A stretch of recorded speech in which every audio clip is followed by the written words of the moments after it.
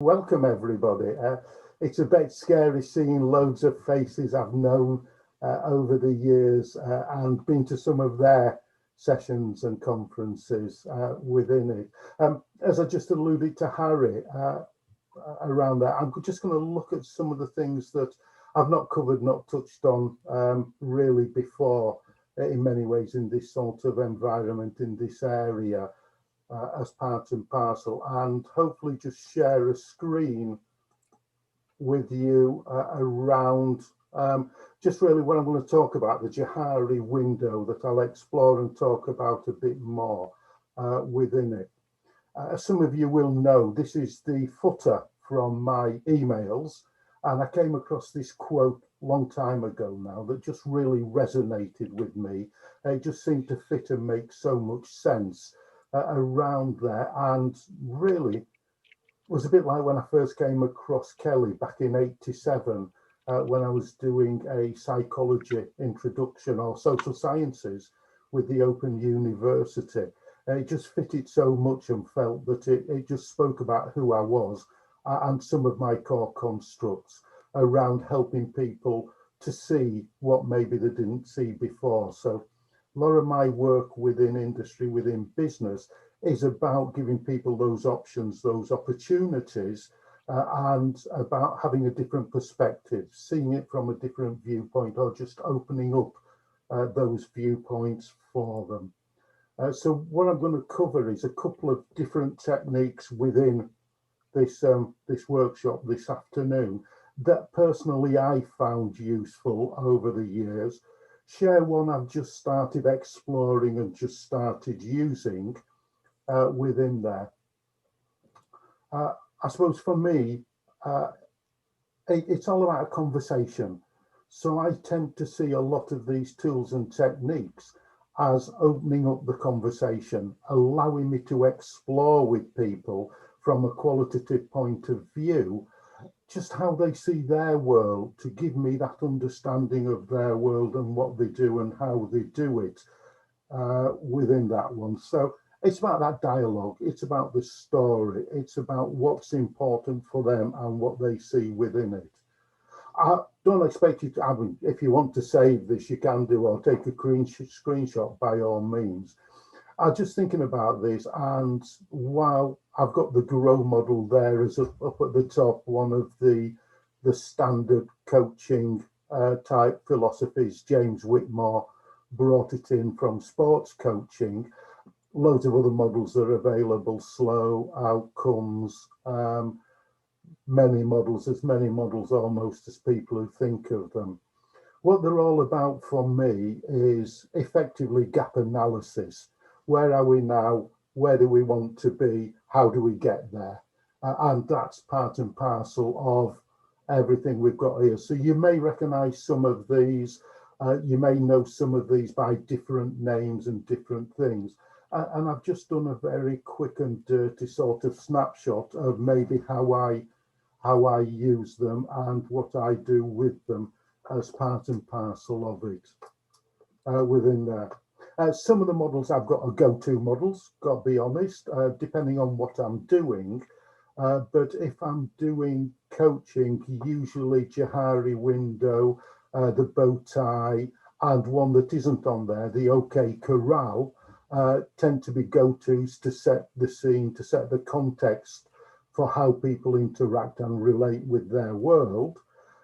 If I'm talking about, let's say, change, if I'm doing any work in change management, then the ABC technique is a must. If I'm doing anything around goal setting or those sorts of things, then the ABC is a must again for me. And over the last 20 odd years, maybe more, 30 years, I've well in double figures, well in treble figures, done hundreds of ABCs with groups, with individuals. It's fair to say as well, maybe just jump back, laddering and pyramiding sort of are integral and just happen throughout and within everything, just for me to get more clarity and more sort of exploration into what we're doing, how we're doing it. And maybe a little bit just around the population I've worked with. So as Jhari alluded to, organised a couple of conferences and had the pleasure of organising my first one back in 1998, I think it was, in Chester. Within there, Dave Savage and I organised one down at his university.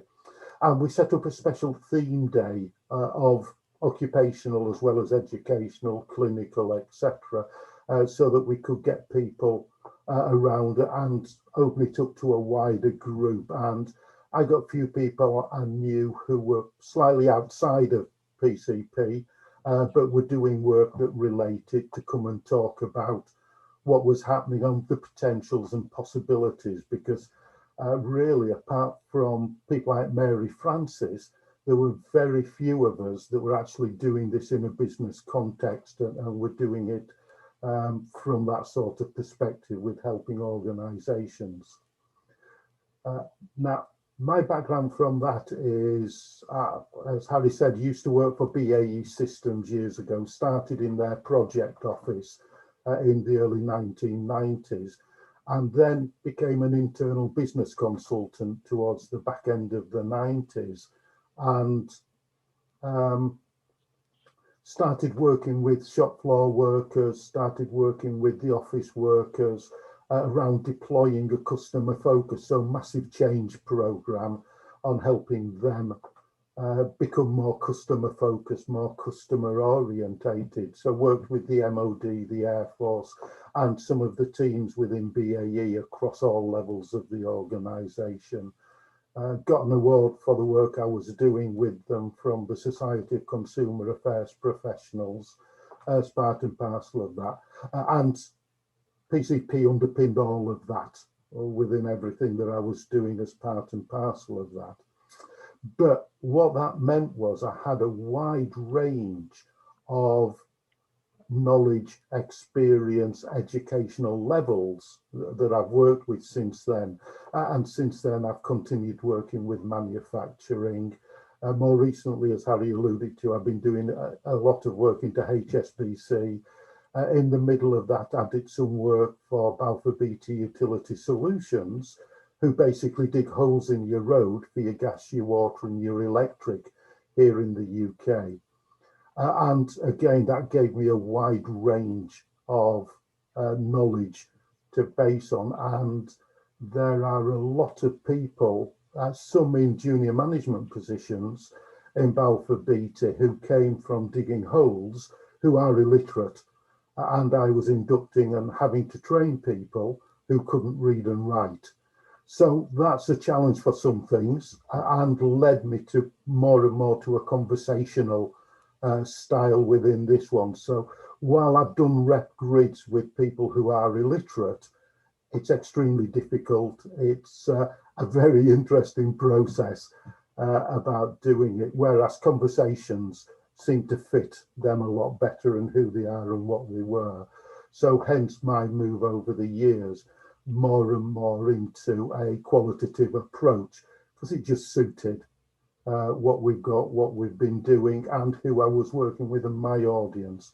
It seemed a more gentler way rather than scaring them with too much in the first instance. So just a few of the tools, my go-tos, etc. within it. I think since I first found Jhari and talking about it, one of my favourite tools, one of my top 3 go-tos, was his Bowtie. I just loved the way, for me, this explained our interactions, the dynamics that we get, the virtuous or vicious cycles that we get into. And then when I went to Jhari and Mike and Sabrina's workshop, I think Jhari there first introduced that I came across the we and the us as that joint and shared negotiation that then helped us make sense of those dynamics and everything. And again, that really resonated, because for me, it added another flavour and another bit of depth into the quality of that conversation, and totally underpinned, what we're doing about sharing, joint exploration, and understanding and underpinning each other's perspectives. obviously my words in these areas. And one of the things I found I've had to do is a little bit like Kelly did, where he took words with a meaning and gave them a totally different meaning. Because of my population, I've had to slightly change some of the meanings to help people understand what I'm talking about within it. And I did a coaching workshop for Sally probably 18 months ago now, 14, 15 months ago. And apparently I described myself as a PCP ninja. I didn't realise I'd said it till Mary challenged me afterwards and said, no, it's you, John, it wasn't me.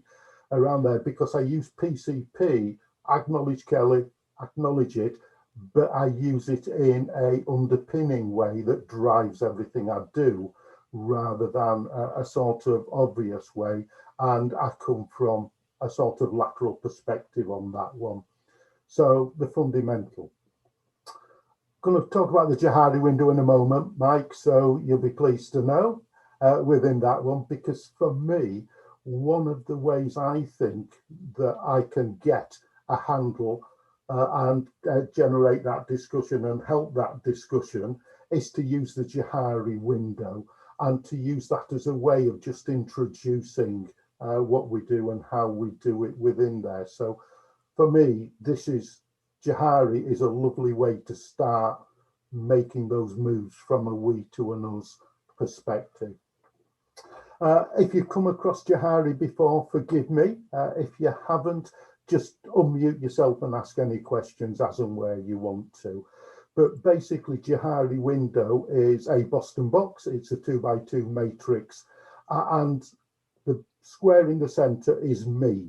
That's my house. That's me, how I live. And there are two perspectives on me.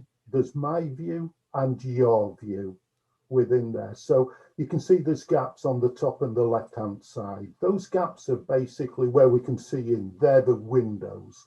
Now, this is named after two really creative people, Joe Ingram and Harry Luft, or Harrison Luft, within there, or Joe Luft and Harry Ingram. I always get them mixed up around it, but because they're so creative, they decided to call their model the Joe and Harry window, because it's a window onto the world, which then became known more as Jhari, just easier to say, I suppose. But what we've got in the top left is a room there with you can see in and I can see in. So that's what's in the public domain. That's the bit that I share. That's the bit about me that people know, that I'm quite happy to know, those elements, those areas within that one. So bits of my background around on there, some of my drivers around on there. So that's what you see, what you get, what we share. So Donald Rumsfeld, the known knowns, those are what we all know about me. If we move down the box though, there's a bit only I can see in. You can't actually see into it because there's this window here that's stopping you seeing in. Can you see that colour? It's a bit of a difficult colour, isn't it, on that one? Let's make it's very it white. faint, John. There's a box there that you can't see into because of that wall. So there's only me can see into that one within there. So these are the things I just don't share, either because I don't want to share them, because it's not relevant at this moment, or just because within there. So these are those sorts of areas, some of which I've shared, that some of you may have already known. I know some of you do, and some may not, about my background, my history within there, some of the companies I've worked for and everything like that, and some of my beliefs and all those sorts of things. So those areas that's in the hidden within it. So it's the things I just keep to myself. What we've got though is a bit here that you can see into, but I can't because of this wall down here that's just blocking it. So these are my blind spots. These are those areas that I just don't know. Well, I don't know how I'm talking, how I'm looking sometimes. The message maybe that I'm giving off non-verbally that doesn't isn't cognizant with what I'm saying or how I'm saying it.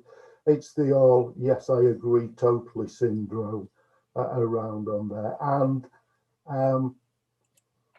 I'll share in a minute one of my blind spots under relevance.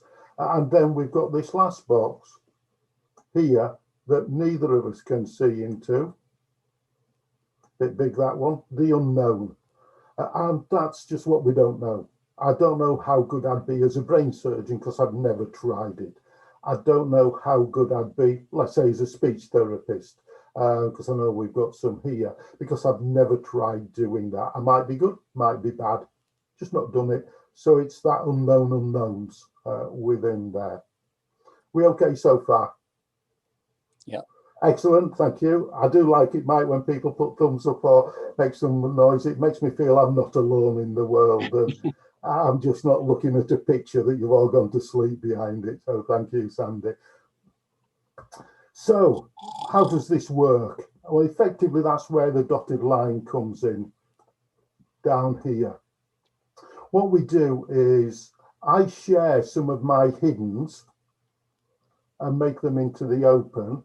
You share some of your feedback on things that I do that I don't realise, and that then opens my open a bit more and explores, taps into the unknown.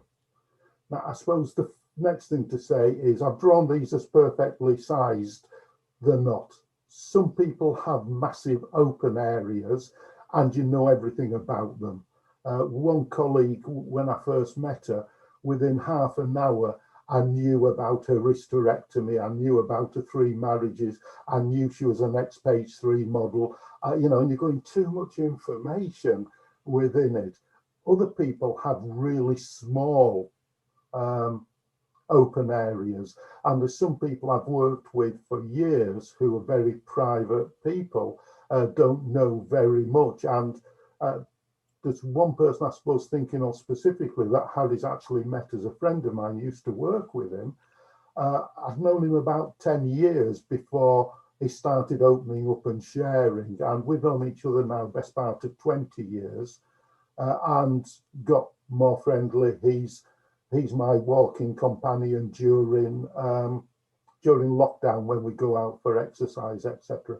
But it's been a long, slower process just around him feeling comfortable to open up, and he is a very private person anyway. So we all have different sizes, different scales of these boxes. Maybe to give you an example, when I first started working from home, set up the business some 8 or 9 years ago now, I was doing a lot of work here, designing on the computer, engaged with things, doing sessions, whatever it might be. And we had somebody living with us at the time who was recovering from a nervous breakdown. So we were providing that support for them. And the room I converted doesn't have a door on. We live in a bungalow. So they could, as Marguerite can, talk to me from any room in the house and expect an answer. Now, I'm one of these who when I focus around in there. So I'd be too busy doing, didn't want to talk. And if I didn't answer immediately, they'd come and stand in the doorway with a drink in their hand and just glare at me till I took notice and cognizance of them. And I'd then turn around with a smile on my face to say, look, thank you for coming, really do want to speak to you. However, I'm just busy at this moment. Unfortunately, my smile was more of a Richter grin and became affectionately known as the Joker smile. So I'd turn round with what they saw as baring teeth and glaring at them, something around the, I'm really, really busy here. Can you just give me a minute or two within that? So an instance of where that helped me within there. I still haven't got a door, but at least it helped me be more aware of how I came across and the impact rather than my intention. Does that make sense? And I suppose any questions on that one, either come off mute or just go into chat. Is that okay?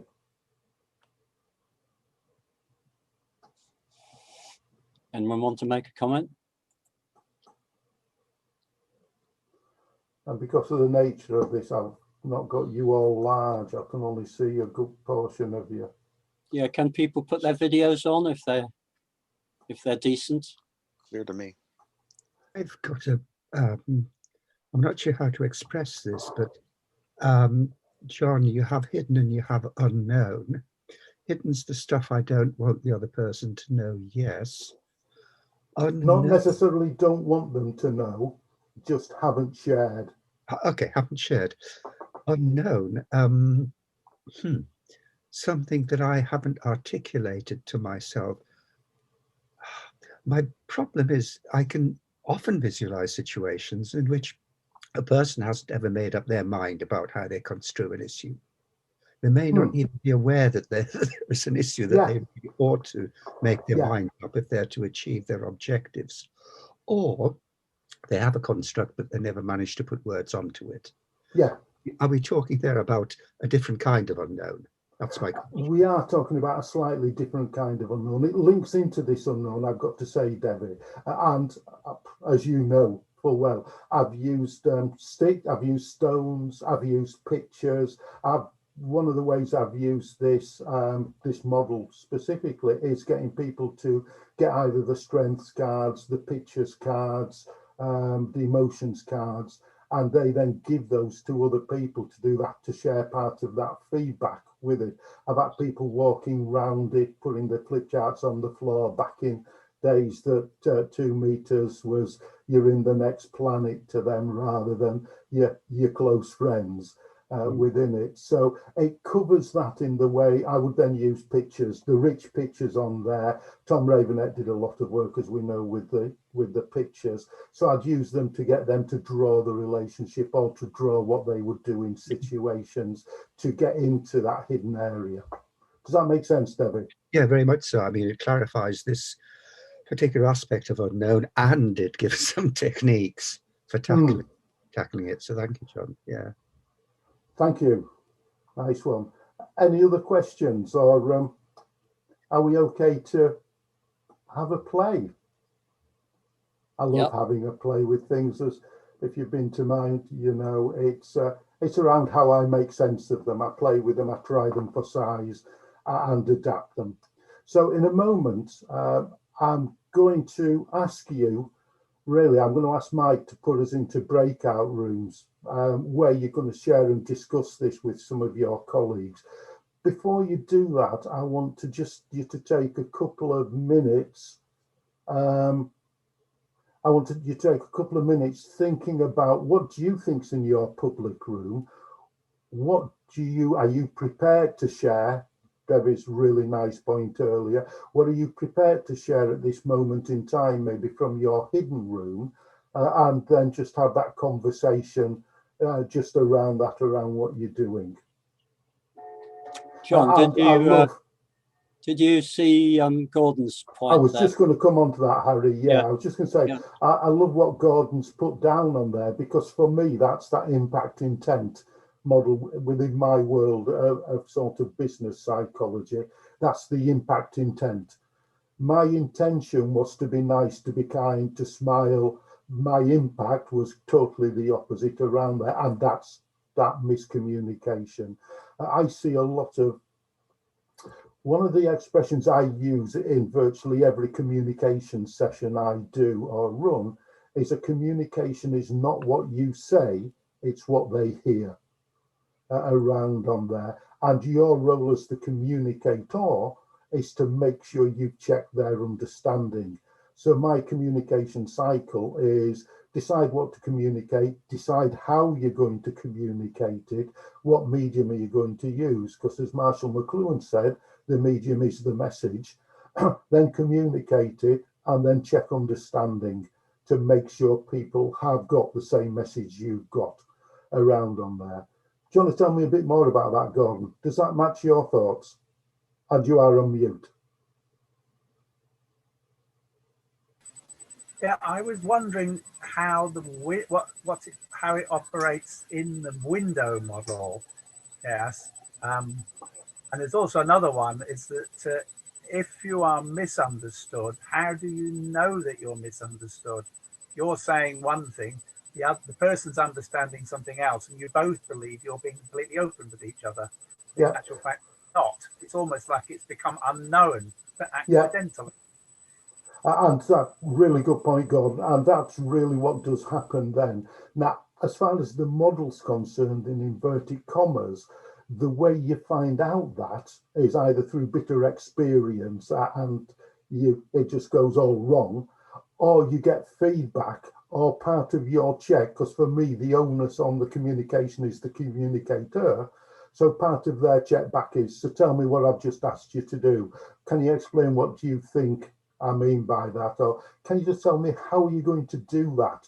And I regularly use that in the later stages of the coaching to make sure they've understood, because that then allows me just to clarify if what they're saying isn't quite what I expected. So it's the sharing your hidden, and it's the feedback from the blind spot that resolves that for next time within there. Well, we got into an interesting discussion about accent in that. I think Kev started it. Are you there, Kev? By saying that people heard his slow, measured tone and thought he was very relaxed and very laid back. And I actually called it boring a monotone, but thanks for that, Peter. You see, you're allowed to say that. I wouldn't feel it's just... Feel free. But it was that what it started was a discussion about that you don't know how other people are hearing you. So and I had started by saying that I used to live beside a guy moved in next door to us who's a big West Indian guy, and we talked quite a lot about how you presented yourself. And he started off by saying, my name's Paddy, but I'm not Irish. And I burst out laughing and said, well, I am Irish, but my name's not Paddy. And so we talked about that and realized that when he walked into a room, the first thing people saw was big black guy. When I walked into a room, people just saw white guy. But when I opened my mouth, about half people said, are you Irish? And the other half hadn't spotted it. So there's that whole thing about how do you know? I still, 30 years later, open my mouth and some people will say immediately, what part of Ireland are you from? And another will say, I never realized you were Irish. So there's that, the known, the unknown is expressed in accent terms. Yeah, I like that. Jenny then had a very interesting point that when she moved from England to Scotland, people couldn't classify her. They didn't know it's an English accent, but is she middle class, working? Whereas where she grew up, people could classify her straight away. Is that why Jenny chose Edinburgh to go to? That's got the most Englified of any of the Scottish accents. Well, actually, no, John. When I moved to Scotland, I originally moved to Lanarkshire, which is probably the absolute contrast to Edinburgh. Edinburgh came later. Yeah, one of the most deprived parts of Scotland, and yeah, it was actually quite a culture shock when I first moved. But I can imagine. Yeah. Going in there. So, anybody else want to share how that was for them? I will take deathly silence as a no. No, then I'm gonna jump in. Okay, Melissa, thank you. Okay, what I found very interesting is actually how you can relativize the public and private room depending on who is the audience, because we have here the whole side that is called your view, but who is you? It depends if it's like your personal life or it's private life, or is it your family, is it your therapist, or who is the audience? And from that perspective, it is going to determine what can be hidden and what is public. That can change. It's not that something necessarily you don't expose. It's not that you wouldn't talk about it, that you're keeping it hidden, but you just do not express it in certain areas of your life. Spot on, definitely. One of the things so you can, sorry. No, carry on. No, I just wanted to stress again. So it really depends on who is the other side. when I'm coaching and that sort of comes up, I'm deliberately vague with setting what people do in breakout rooms, what the questions are. And then the first question I have is, why did you choose to answer it that way? What perspective did you take? Why? What would be different if you'd have chosen a different perspective within there? So I get them partly to try and open up even wider around what they're doing and why they're doing it. So for me, that's all grist to the mill. That's all makes the conversation so rich and vibrant. Is why did you make that choice within it? Thank you. Excellent. Love it. Love it. John, so, just to build, John. Okay, I'm sorry. Yes, Paul. Yeah, just to build on that point. Like I made there was that we talked about politics, and people sometimes. Oh, thank you very much. You're very kind. Thank you. Love it. I just saying to Harry before we started. Love it. Oh, excellent book.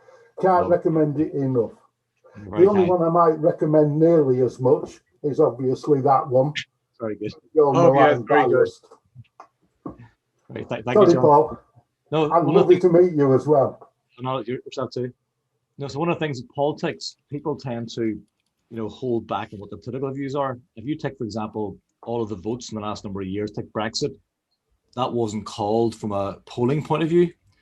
And I believe if you read about it, that people were holding back. They didn't want to bring into the open what they really thought. Yeah. When you enter the ballot box, it's between you and that piece of paper. And same happened in the States. And Trump's vote was undercalled. Again, people go into the ballot box, it's between them and a bit of paper. Yeah. I think that's a good example of what you're talking about, like in terms of the situational. When do you feel safe to share that part of yourself? And intriguingly, Leave UK has now migrated and has moved over to Ireland. Very good. So we may soon see a Leave Air campaign. Yes, absolutely. Within it. Fascinating. And I wrote a bit about Trump and his hostility as a blog on LinkedIn, linking it into my change curve as well within there. Thank you, Paul. So a little thing here, just set this up and then we'll send you for a bit of a break just to give you a respite and then into another breakout room. The experience cycle, it's the journey, it's what's happened. It's again looking at that bigger picture to then start identifying discussion points, to start identifying focal points. And the next exercise that we'll do after this one is my past, present and future that follows a similar pattern. So I like the journey symbol, the river, the snake, the salmon line, whatever we want to call it. For me, it fits, and then the bends become the discussion points, the focal points around on there within it. So this is just something I sort of put together as a spiral, also like spirals, way of getting people to start thinking about, to start exploring, to start focusing on some of those areas that's brought them to where they are now, to then start opening up some of those options that we've got, some of the things that we can do around it and within it, around on there. And I suppose linking it in some ways to where I've used stones and where I've used pictures to who can support them. So the dependency grid in a non-grid way of, and as some of you know, I've done some work using eye positions within it and looking at where people fit in their world around on that and who they can then use to support in whatever areas. So it's just a way of looking at that cycle we go through of having an experience, reflecting on it, and then deciding what to do next time, be it different or the same within it. So we're getting up to 3 o'clock. What I thought we'd say is give you a 10-minute break, but during that, have a think about a change or an experience, something you want to talk about. It can be something as obvious as the COVID, where you're now working from home and you didn't used to, as part and parcel of it. Or it could be some other change that's happened that you're thinking about. And just have a think about the implications, the impact that's had, and then we'll send you to a break again when you come back after break. We'll again send you to breakout rooms to talk about your journey, to talk about those implications. So again, it's just that experience. It's where are those conversation points? Where are those things that as a coach you can tap into to start moving us from the we to us around giving you that window on their world. And I've just seen Sally. Hello, Sally. Different. I've put different things in from my workshop as part of your coaching 4 days as well. So it's totally new within it. The things we didn't have time to do on that one. Maybe we should get you back. Maybe. Anyway, 10 minutes. It seemed to go well, did that session, did those 4 days from all the very feedback, good feedback. Wasn't it? Yeah. Yeah, it was a good course. Yeah. Lovely lot of people too. There were. So we okay with that? Okay with what you're doing around there? And as I said earlier to Melissa, deliberately vague around there. So it's now almost exactly 3 o'clock in the UK. What I'd say is be back here at 10 past, ready to go straight into breakout rooms. Moving on just to the last of the models I want to share, and this is the one that I said is a new one. It's one I've just been playing with for a couple of months within this one. And again, another 2x2 grid around something that's important, something that's meaningful to you within there. And what does it say about you to you? And what does it say about you, or what do you think it says about you to other people as part and parcel of it? And what doesn't it say about you? So on one level, the opposite construct around here from you. So what does it say? What doesn't it say? And when I first started using time grids, that, as some of you know, I love and I find invaluable looking at progression over time. Talking to Jhari one evening after doing my first one and got a bit of a masterclass, and Jhari suggested adding this bottom line on around there. So what do I think about what I've written within it? Loved it at the time, and I've incorporated it ever since, just around getting them to again self-reflect. And again, I'm sure you can see the link into the Johari window, the link into some of our drivers here, and the link into raising our awareness. Love that, Anna. I like that around there. We cannot direct the wind, but we can adjust the sails within there. And yeah, I love that concept as well. That's nice. That's nice. And it's about the choices we make and living with the consequences of the choices that we make, and then helping that to move us forwards within it. So what I've got just here is a couple that I just picked out that I could maybe use. I've chosen this one partly because I've left this person with a question. So they're 6'8" tall within it. Basketball coach, ex-county basketball player within it, but their height to them, they see it as singling them out. It says they're not approachable. It doesn't say that they're gentle and caring. They think others don't see the gentle and caring, but others do see they're intimidating, a target, and heavy-handed.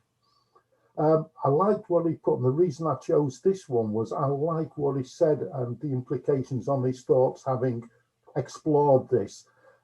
People judge him by the cover and not by him within there, and how differently his personality can seem at first impressions due to his height.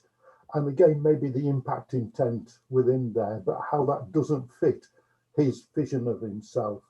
And the challenge I've left him with from our last session, and I haven't seen him since we did this a couple of weeks ago, was, okay, I first met you through Zoom. If you hadn't have told me that you were 6'8", I wouldn't have known. So what difference does it make meeting somebody where they don't know you're 6'8" tall? So just getting them to think about it from that different perspective of where the world is and those implications and that impact that they've got there now as part and parcel of it. So, just show you the Very other interesting, one. John. Thank you, Harry. Yeah, this was part of, both of these two are people who have been on a employability section. I'm supporting a community business partners government sponsored scheme to retrain people as software coders. And as part of the course, they get 10 hours of me talking about interpersonal skills, the soft skills type of things. So the first three slides after the hello, I'm John slide is Jhari, the Bowtie, the OK Corral. Then we talk about things like leadership communications, etc. And they also get an hour's coaching as part of the course with me. Some take a bit more, and I've seen a couple of them more than once around on there. But it's been an interesting course, just about to start the third and last cohort.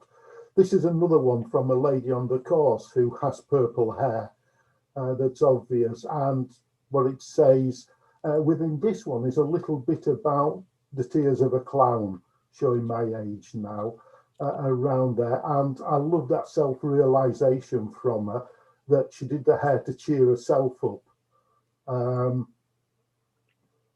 However, she also recognizes, appreciates that that's about cheering her up, and there's still the pain there that she needs to work through. And another one about judging a book by its cover around there, and that label that we give them without actually knowing them. You know, you can't define me by judging me on my hair color. I'm more than that, I'm bigger than that. So just a couple of examples from most recently. Whether there's enough maybe for a little mini session in Padua when we all get released and we can go there. Can't come soon enough. Within it is another question. So, same as before, last of the breakout rooms within it. Have a think about something that's important. What I've said here is maybe getting something that's important. So something around you, something in the house that you've got that's important. And if I think about what I'd be sharing, it would be that. And this is a modern Neolithic goddess figure. Be ready in case we're asked, but I can. And I did an example, and the object was a radio. Mm-hmm. And actually going through that was useful. So the radio is important to me. And interestingly, not really to my children, or, you know, different internet things that they do. They don't really listen to the radio, and they don't like the radio for the reason I do. I particularly like Radio 4 because I don't know what's going to be on there. And sometimes I'm a little, but also I'm quite happy to accept a range of things. And in terms of, you know, if you came in my house and saw a radio, it wouldn't tell you much about me. And actually, it's not a topic that people ask me ever. Why have you got a radio? What do you listen to? Whereas if you've got a TV, it's more of a topic for conversation, maybe. And yeah. I'm not sure why that is, but maybe because it's smaller, and maybe because it's common that people don't ask. But it really matters to me. So I would rescue my radio if I had to. And I think it very quickly in the reflection bit, I got to thinking about, okay, so where does my liking of radios come from? And definitely that was connected with my parents. Growing up, there was always a radio on either Radio 2 or Radio 4. And when I'm stressed, listening to the radio comforts me. Whatever they're talking about, it doesn't really matter. It's just the fact that somebody is doing that and they're still talking. So I thought I was thinking about the hidden and the unhidden as well, but actually it's quite a hidden thing. Not deliberately, just because no one's that interested. This is probably the only time ever in my life that I've ever said anything about it.